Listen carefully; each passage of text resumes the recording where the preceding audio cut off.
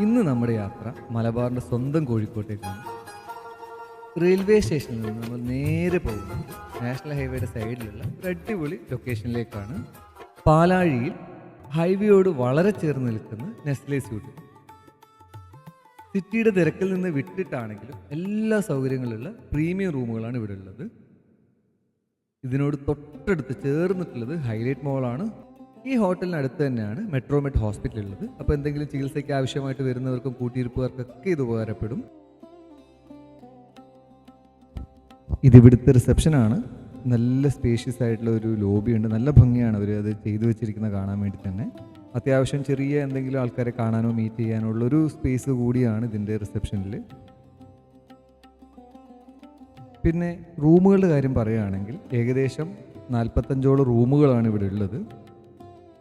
2 category ആയിട്ടാണ് റൂമുകളുള്ളത്. ഒന്ന് deluxe റൂമാണുള്ളത്. Deluxe room അത്യാവശ്യം നല്ല സൈസ് ഉണ്ട്. അതുകൂടാതെ തന്നെ ഒരു ബാൽക്കണി ഉണ്ട്, അവിടെ ഇരിക്കാനുള്ള സൗകര്യങ്ങളൊക്കെ ഉണ്ട്.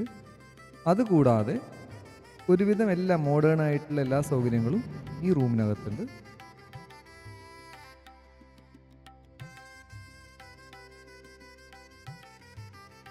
ഇതാണ് ഇവിടുത്തെ സ്വീറ്റ് റൂം. സ്വീറ്റ് റൂം കുറച്ചും കൂടി സ്പേഷ്യസ് ആയിട്ടുള്ളതാണ്. വർക്ക് ഡെസ്ക് ഉണ്ട്, പിന്നെ ഈ പറഞ്ഞ പോലെ ബാൽക്കണി ഉണ്ട്. ബാൽക്കണി തുറന്നു കഴിഞ്ഞാൽ ഞാൻ ഈ പറഞ്ഞ പോലെ ഹൈവേയിലോട്ട് തന്നെയാണ് ഇതിൻ്റെ വ്യൂ വരുന്നത്.